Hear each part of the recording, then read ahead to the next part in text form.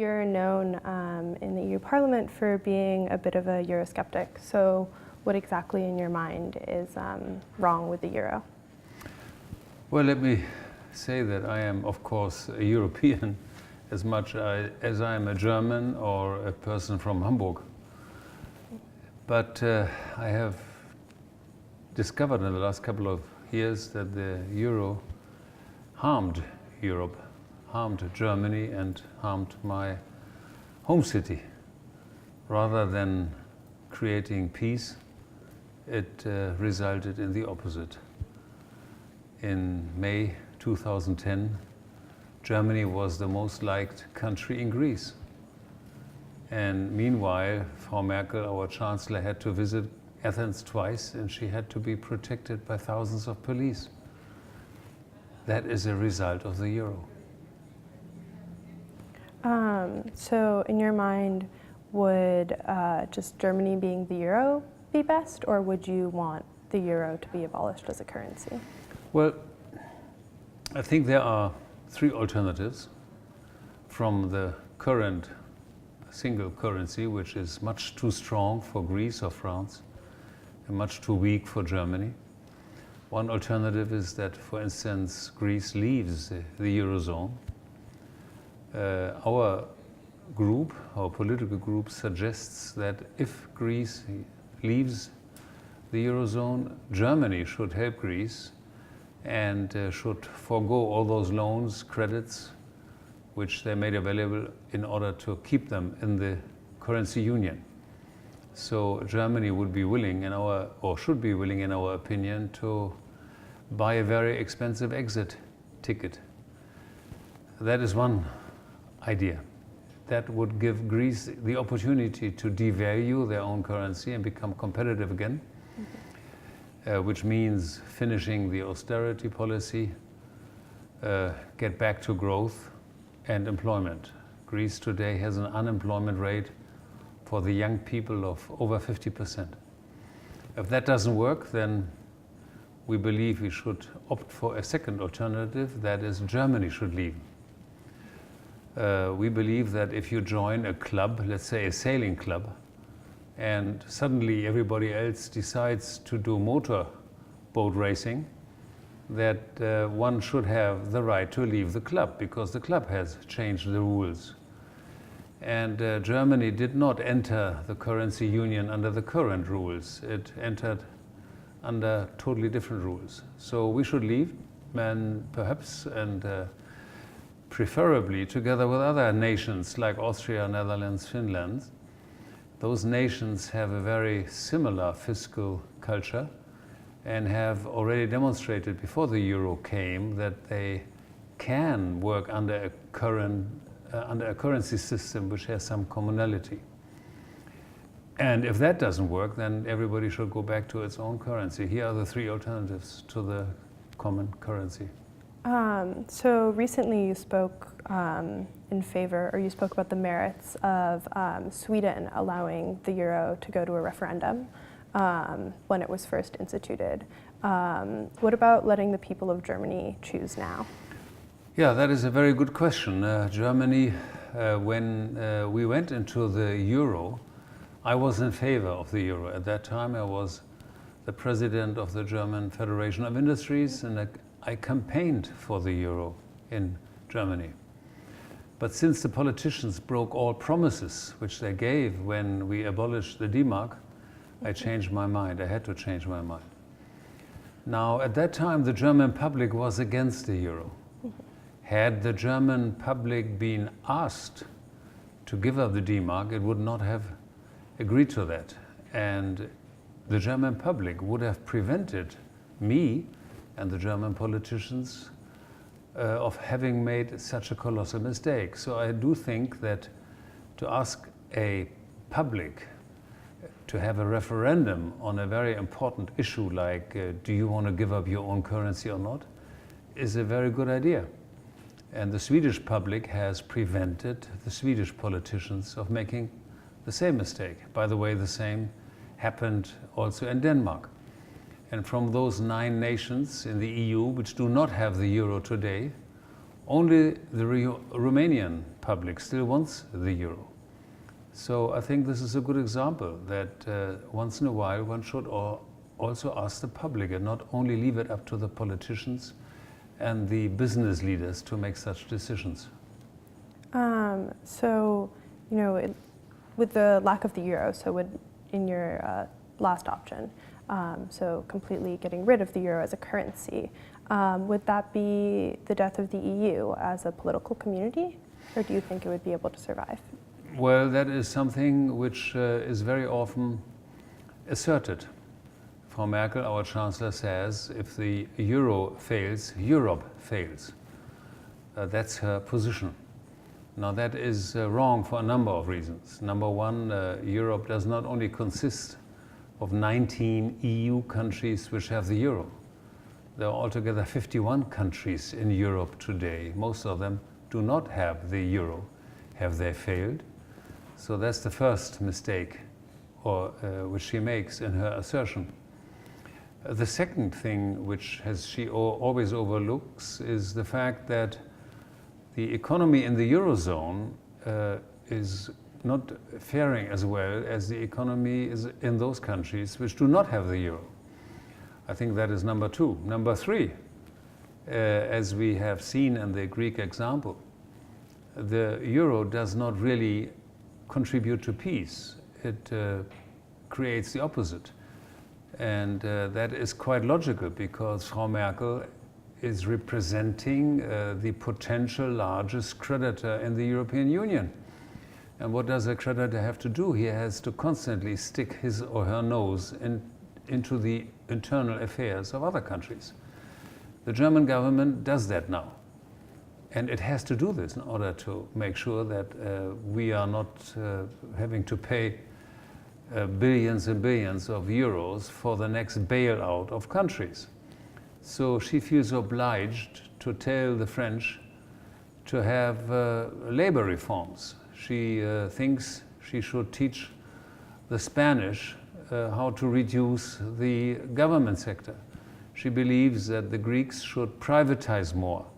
By the way, all of her recommendations are right, but it cannot be her role because she was not elected by the French, the Spanish, or the Greeks. So you see by this example that the euro creates just the opposite of what it should have created. So the sort of continuity of Europe as a political community is being questioned in a lot of ways. With recent current events, you know, the Brexit and the migrant crisis. So Germany has set a wonderful example, in my opinion, with accepting a lot of migrants. Do you think other countries should be doing the same? And do you think the sort of difference in opinions towards migrants and the amount of migrants countries are accepting, do you think that could be a sort of final stake in the heart of the EU? Well, giving up the euro is, in my view, the best way of saving the European Union, because we already have a split European Union by countries which have the euro and countries which do not have the euro. And in order to get rid of those problems between diverging nations, we must get rid of the reasons why they diverge. The French economical system and culture is totally different from the German one. The French don't mind inflation. The French do not like too much reforms. The French rather, and they have shown this for decades, rather devalue their currency in order to keep competitiveness. So I think the best way of saving the EU is to get rid of this one-size-fits-all currency which doesn't fit anybody really. Now we have in addition, as you rightfully remark, we have in addition the problem of the influx of these millions of refugees. And again, here you see Germany taking a totally different political decision than literally all of our partners in the European Union. We have let in hundreds and thousands of refugees even without registration.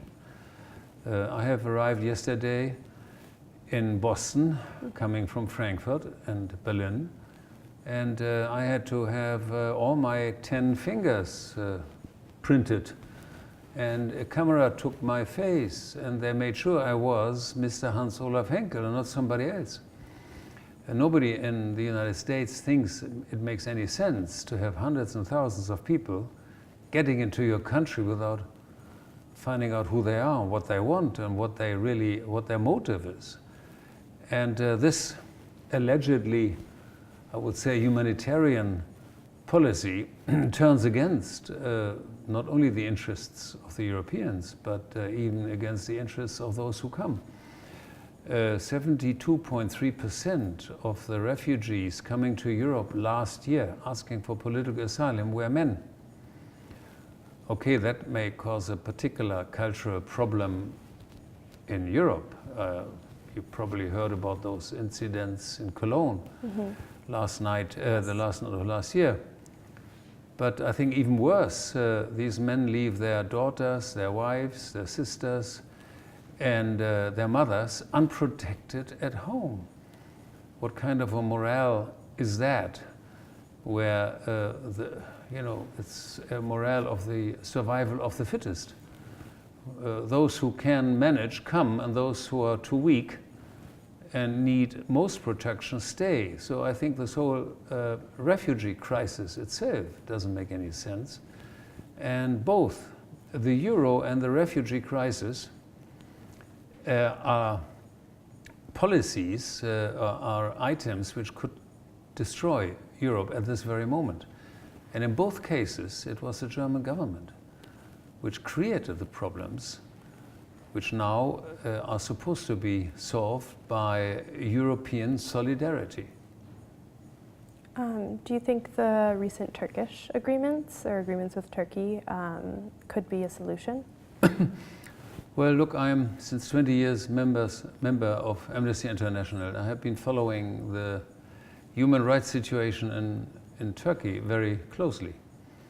And for a number of years, until about 10 years ago, I was quite positive and optimistic, because Turkey was one of the very few Islamic countries which embraced a market-driven economy, which embraced democracy, which started to adhere to human rights. It's, to my knowledge, one of the very, very few countries in the Islamic world where there is no more death penalty. So this country was, in my view, on the right way even to enter the European Union. But ever since President Erdogan took control over that country, previously as a prime minister, now as president, we have registered a dramatic deterioration of democracy, human rights, freedom of the press, and so on. And it all sort of culminated in a demonstration about 2 weeks ago of young women and girls for women's rights, which was with a brute police force put down. So for me, this is also a very negative byproduct of Frau Merkel's refugee policy, because she has become a victim of this policy, and President Erdogan can now blackmail her, and he does. And suddenly she sits next to him in this golden chair. She helps him in his re-election campaign. Suddenly nobody cares anymore about the reduction of human rights, and suddenly the European governments declare Turkey as a safe country. Why? Because they need now Turkey to solve the refugee crisis. So for me, this is another example of the, I would say, very unfortunate and negative policy of Frau Merkel with letting those refugees come to Germany in the first place. So you, in the past year, have left your original political party, Alliance for Germany, or Deutschland. Why did you leave? Well, let me first tell you why we formed this party. We formed the party because we saw the tremendous economical and political negatives which the common euro had on the European Union. And we saw no opposition to this in Germany. While you have in practically all other countries in the European Union a strong opposition to this single currency, and in some countries you don't even have anymore a party which wants the European common currency, we felt also Germany deserves an opposition. We then overlooked a couple of things. This party attracted not only people who were against the euro, but this party also attracted a lot of other people. People which were generally unsatisfied with the political system. Some were unsatisfied with the democracy by itself. Some hated America. Some loved Putin. Some were racist. Some were rightist. So we made two big mistakes, really. One is we registered this undermining of our party too late. And once we registered it, we reacted too late. Finally, these people took over the party and we had no other choice than to leave it. So 5 of the 7 members of the European Parliament left that party and created a new one, the Alpha, we call it, the Alliance for Progress and Dynamic Leap Forward. That's the way I would translate it into English. Basically, we are starting with this party where we left when we left the old party. So we are now trying to start from scratch, which is very difficult because the refugee crisis has propelled the party which we left behind to a very strong position. And it is getting into the situation in Germany where the Front National is in France, or the similar party in Austria, right wing against foreigners, and increasingly, in my view, anti-democratic.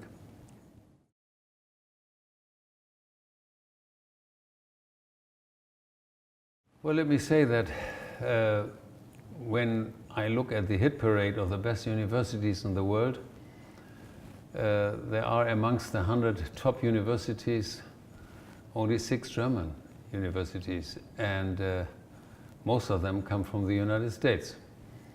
So while I think that on the average the German universities are very good, some excellent, you still have some which I think have become a model for German universities. And I've been a visitor to Wharton and Yale, and I'm very happy to be here today at Brown. These are 3 universities which have a very high, I would say, image in Germany. My own children are very impressed to know that I was invited by your university to come here today.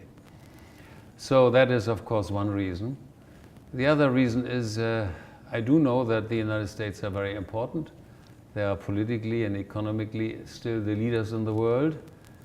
But I'm very concerned that some of the, let's say, leading American politicians do not understand the world as well as they should. And for me, it is an opportunity to express to the students of these universities a view which they perhaps normally don't get when they read American newspapers or watch American television or listen to people like Trump and other presidential candidates.